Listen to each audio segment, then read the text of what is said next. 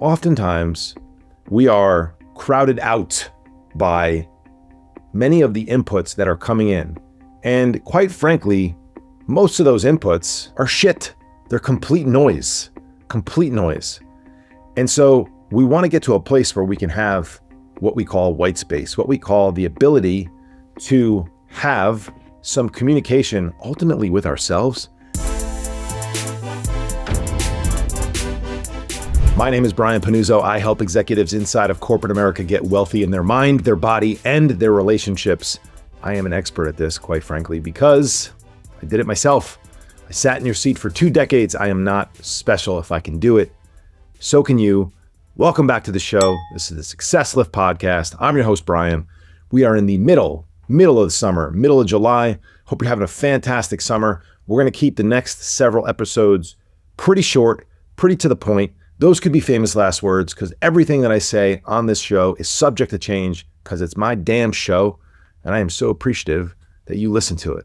But this week's message, I want to continue to keep building upon things that we talk about each week. And we've talked about going from good to great. Last week, I talked about the death, the eradication of pretty good in my life. And that's a process. That's not just a thing that happens. It can be a decision that you make. It can be a switch that gets flipped. I always want to put the flip before the switch or the switch before the flip. And now that I'm talking about it, I'm not even sure which one comes first. It is a switch that you can flip in your life, but the results obviously are going to take some time. And so one powerful tool that I've discovered, it's not new. I didn't discover it myself. I've been introduced to it, I guess is probably the right way to say it. I've been exposed to it, is a concept that I call Whitespace. And when I say I mean other people call it that. It's effectively the concept of reducing the amount of inputs that we have coming in to the thing that we are carrying around on top of our head that is more powerful than AI and any other supercomputer that will come in the next several years. It's more powerful than the robots that will be created, that will ultimately be the reason that we are just completely wiped off the earth as a human civilization. We have a supercomputer inside our brains, and that is inside our heads. I just told you what it was. It's our brains. Bear with me here. And there are a lot of ways to use it, but oftentimes we are crowded out by many of the inputs that are coming in. And quite frankly, most of those inputs are shit. They're complete noise. And so we want to get to a place where we can have what we call white space, what we call the ability to have some communication ultimately with ourselves, maybe even with a higher power. If you're a religious person, certainly one place to get some white space is to pray, is to talk to whoever it is you enjoy talking to. Maybe that's God, maybe that's somebody else. I'm not here to judge that. I've certainly been experimenting with that recently, and it's been pretty interesting for myself. But before I give you some ideas on what to do, how to do, when to do it, how I like to do it, where I've been seeing some success, just a couple of quick and wild stats. The average person has upwards of 60,000 thoughts in a day. 60,000 thoughts. Those are a lot of thoughts. 90% of those, I would imagine that many of them are what we call subconscious. You don't even think of them because the next stat is 90% of those 60,000, or as much as 90%, are repetitive. So we are taking the same thoughts and we are putting them on repeat over and over and over and over again. And statistics also show that a large majority of those thoughts are negative. I don't have the stat in front of me, but I think it's somewhere of around 70 or so percent of the thoughts that we have in our head tend to be negative thoughts. Now, I have fully embraced this concept of rejecting and replacing some thoughts. It's actually a resource. It's a module inside of my programs, my one-on-one coaching program, my executive coaching program, and my company wellness program, where we give people some tools. We let them know it's okay to have these negative thoughts. It's okay to think that the worst may happen. It's okay to worry about some of these things that could be low probabilities. They could be high probabilities. We don't know. But what I find is that we tend to fight and try to push away that negative emotion, that negative thought, that potential low probability, really, really bad outcome. And we stew on it a bit. And rather than trying to push that away and say, you shouldn't think like this, why aren't I so positive? You sort of beat yourself up over this shame or regret or anxiety cycle that you go through, as opposed to living in a world of and I'll talk more about this in the future again. Living in a world of and for me has been really powerful over the last probably 6 months or so. I don't even think I knew what I was doing for the first few months. And then I was able to identify it and actually think about it more when I had some time to myself, AKA Whitespace, and realize that I don't have to push away the negative thought. I don't have to not be this New Jersey negative, like always seeing like sort of like what's wrong with the situation first. That's okay, as long as I have the ability to put that aside, AKA reject it, and instead place what I want to happen, put in front of me the thought that I do actually desire.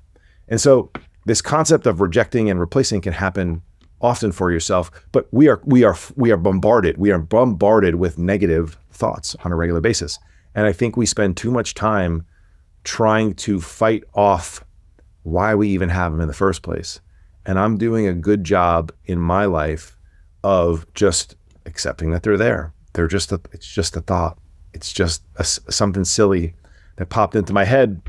If we all imagine our brains, the crazy person who speaks to us on a daily basis as a roommate, that we're living with, that we can't get rid of, but we don't have to listen to them all the time. We don't have to do everything they say. Everything that comes out of their mouth doesn't have to be what actually happens. If you just pictured all the thoughts inside your head being a person that actually was sitting on the couch with you in the living room while you guys were watching TV and they just wouldn't shut the F up, what would you do?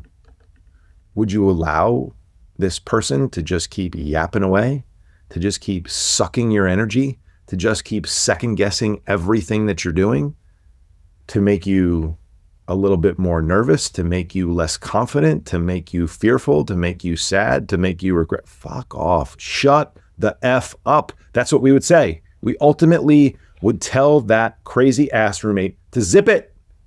Zip it. I'm done listening to you. I'm going to talk to you more now. Shut up. I'm talking now. You're done.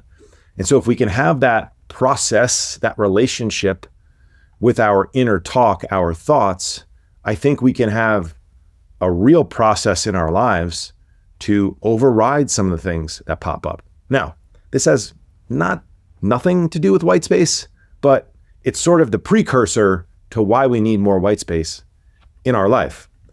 Another stat for you. The average person, and this is according to the 2016 study, this must have skyrocketed in the last several years with more and more reasons to actually pick up our phone. The average person touches their phone 2,617 times per day. The heavy users of their phone, that's average. Now, that like when you're doing like one thing, it might be 6 touches, but still, I mean, fucking 2,600 times? You gotta be kidding me. The heavy touchers, all right, and you're a heavy toucher, you don't wanna be a heavy toucher in life. If you're a heavy toucher of your phone, you are touching your phones more than 5,400 times daily. Get the F out of here. What are you possibly doing on your phone 5,400 times in a particular day?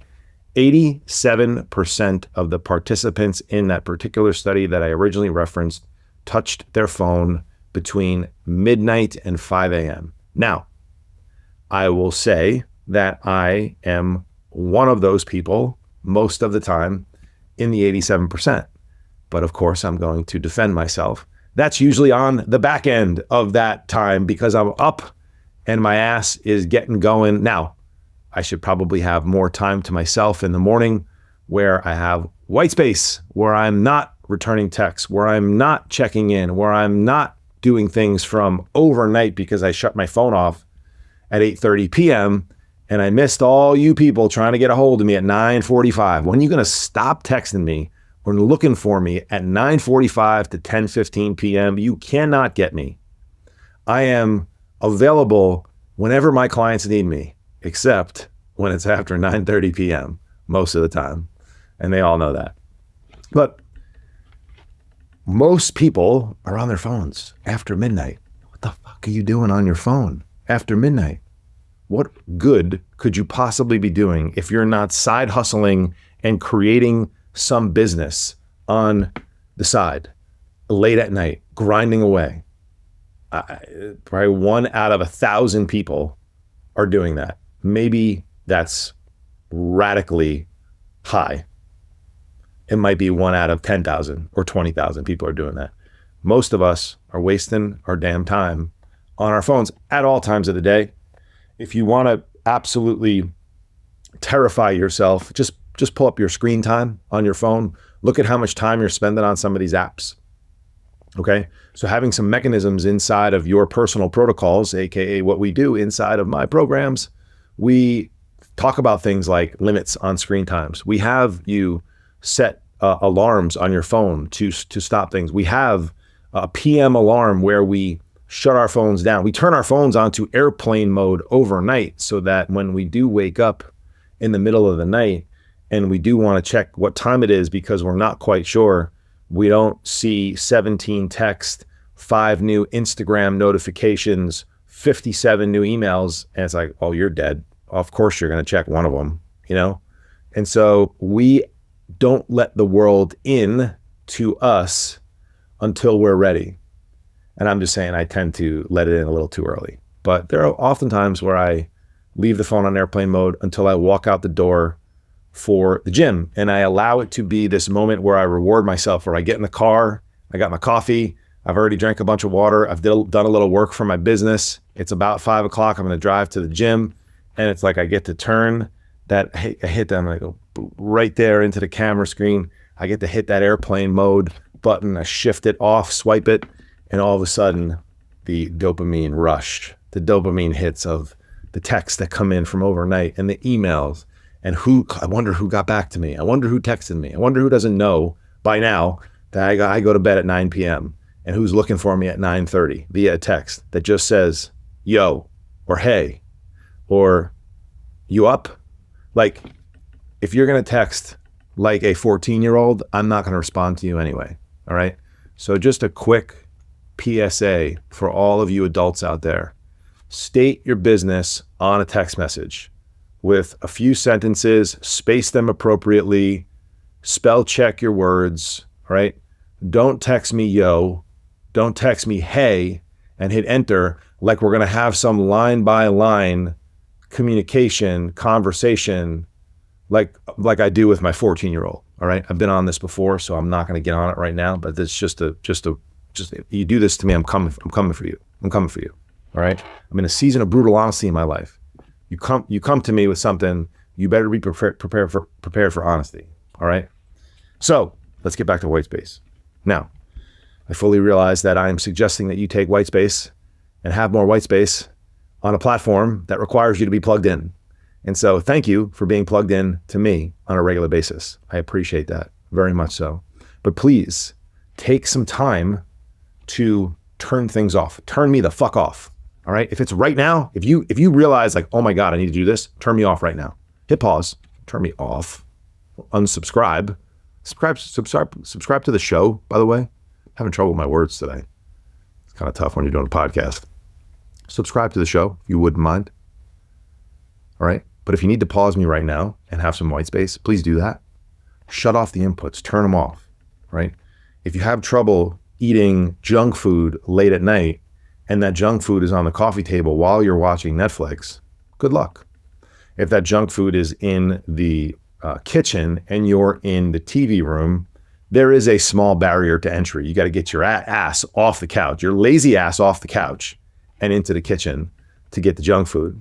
If that junk food is not in the house, then you actually have to leave your house or call Uber Eats, DoorDash, whatever, and have it delivered. So you got to get on your phone, or you got to get up and you got to get in the car. If you have removed those apps from your phone, that's another layer of accountability that you can place. That's another hurdle that you need to jump. The point is that if we can take these things and move them further and further away. I've been wanting to take a sip of this water the entire time that I've been talking, just because it's right in my arm's length. I may not have thought about how thirsty I was if the water wasn't there. There's a bill that I need to pay that I'm thinking about now, and I shouldn't be. It shouldn't even be remotely in my eyesight, but it is. And so I'm thinking about it. So remove these things. If you want some white space and you're going to go for a walk, which is one of my favorite ways to do it, don't put your phone in your pocket. Leave the damn phone at home. Okay? So let's talk about a couple of ways that I love to unplug, that I love to just think about things and get some downloads. Because the more I do this, the more I'm beginning to trust myself. It's probably about 8 months or so. I'd have to go back and look. Probably on about an 8-month or so run of just about every episode being solo, right? Because you've been paying attention, and I thank you for that. You've noticed I haven't had guests on for the most part, and that will continue for the most part. Because number one, I've found my voice. I feel like I have something to say more often. And I feel like I'm more of an authority. And so I want to share with all of you that all of you are authorities. You're authorities in your own life. You're authorities in lives of people that are around you. And to trust yourself. Now, you may think you know what you're doing when it comes to fitness and nutrition. And I'm here to tell you, you are not an authority. And that's why you should go get help.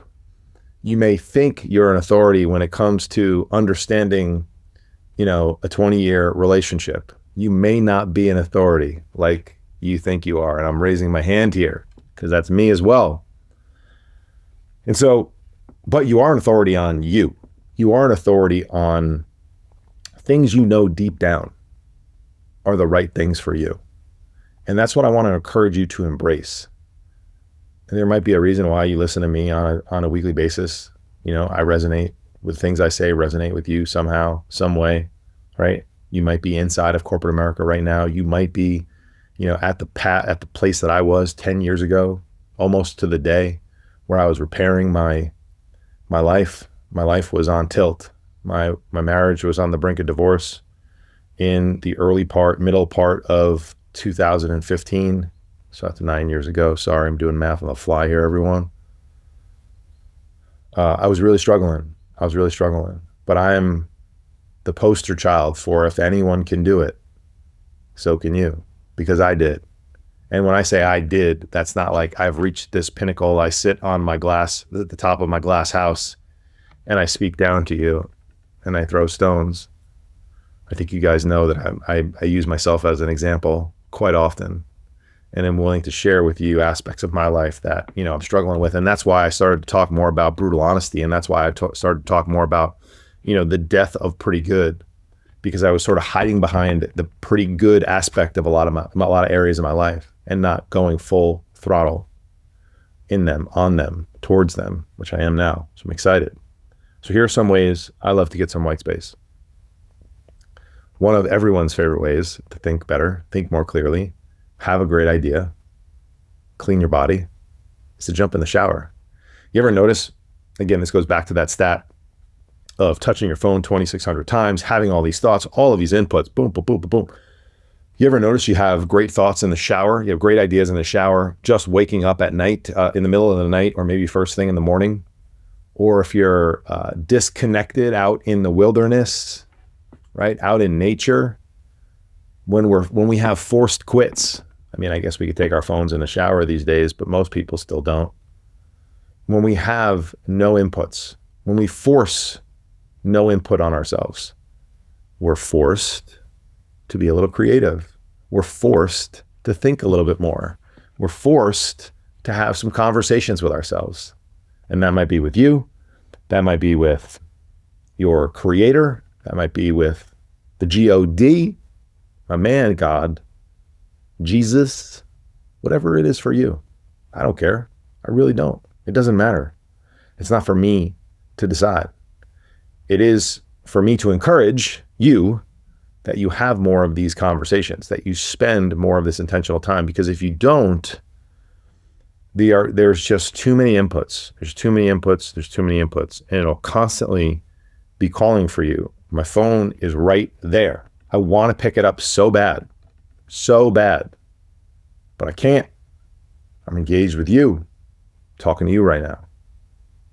I should have this far away from me, but I had some notes on it that I wanted to check. See how the lines, the areas get gray real quick. So places like the shower, obviously late at night, in the middle of the night, you should not be touching your phone if you wake up at night. If you want to think, just think. If you want to write something down, have some paper, have a pen next to your nightstand. All right, talk to yourself before you go to bed. Tell your brain to answer some questions for you. Your brain can work overnight. Ask a few questions of yourself before you go to bed. Ask your brain to help you figure it out. I mentioned getting out, moving around, leaving the phone at home. That's another one that I love. Get out in nature. Move your ass. Whitespace. Take a walk. Especially in, the area of the country that I'm in right now. If you live in Southern California, your ass better be outside. It's so beautiful out. The one time that I don't have, I guess I do have empathy for my clients with walking is during the work week in the middle of the summer for my Midwest, Northeast, and my Southeast people, because it's hot as shit. And I don't want you showing back up to the office profusely sweating. But that doesn't mean you can't move. You can move around the conference room. You can do some laps around the floor, around the office. You can get your butt on a treadmill in some air conditioning. Not a bad idea, right? And when it does get cool out, when it does get cold out, no sympathy here, absolutely none. Get your ass outside, put a frickin' coat on, put a mother effing hat on, and move your ass. Take an umbrella if you have to. Move your ass. Summertime though, I'll cut you a little slack. I love walking. I love leaving my phone at home. Again, these are, this sometimes is a do what I say, do not do what I do type of recommendation. Oftentimes I do have my phone on walks. I love to listen to podcasts. I hope you're listening to me right now while you're moving. So I realize I might be giving you contradictory advice sometimes, but that doesn't mean that you have to never touch your phone again for a walk. That just means maybe you carve out one walk without your phone for 20 minutes a day. Maybe you put your phone aside and you go meditate for a period of time. And then you do something that a lot of people suggest after you meditate, because you have a lot of capacity for creative thinking, which is think-a-tate. It's a made-up word. I didn't make it up. I stole it from somebody else. But get quiet, meditate, get grounded, then think-a-tate. Be creative. Spend some time in Whitespace. I think you can spend some time in Whitespace while you're praying, while you're talking to a higher power. If that's God for you, awesome. Awesome. Speak to that person. Speak to that spirit for you. Ask it questions, him or her questions. Get answers. You will get answers because you already know. It's you ultimately talking to yourself. It's just being delivered through another medium. Getting the endorphins up for us can also be a great way to get into some white space and some creative thought. I've had tons of creative thought while at the gym. I'm not a big runner, as most of you know, but that's why I think some of my friends absolutely love to run, because they get in this headspace where they get locked in. They get very creative with their thoughts. It used to happen for me with, and it still does from time to time, with just the right amount of like cannabis, of marijuana, if I was smoking or using a gummy or something like that. Obviously, you can cross the line real quick and go into a coma very familiar with that as well, right? So if you're going to put yourself in the lab, you might want to test the millis before you do that and figure out what you need to be creative. But I know a lot of people that their creativity goes up. They think more creatively. I used to think more creatively about a work situation that I couldn't dissect real time when I had time at night, when I was slightly impaired or enhanced, let's call it. I was slightly enhanced. So maybe enhancing yourself a little bit. Obviously, that is not an official recommendation. That is not a medical recommendation. And please consult your doctor. I don't need any lawsuits on this podcast. All right. Those are some of the easiest ways that I know for you to get a little bit more quiet, to reduce the input in your life, and to trust the most important voice, yours. This is a skill, by the way, so don't expect to be good at it right away. Don't expect to be good at it anytime soon. But you will get better at it. And you will start to trust yourself more. Because when you take a thought, a conversation that's had, and you take action on it, and you get really good results, you then have evidence. You have a benchmark. You can actually look back and say, the last time I did that, this happened. That was a good result. Okay, maybe we should do more of that. And you'll start to make this more of a practice in your life. So just like everything else, start slow.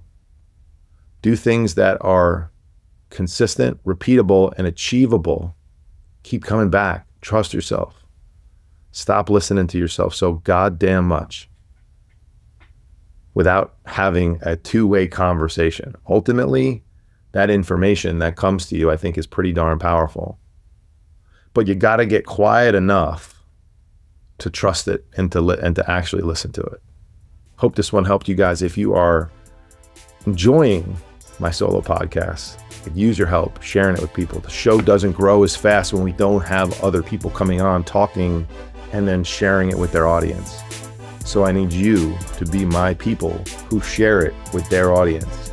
I appreciate you guys. I'll see you back here next week.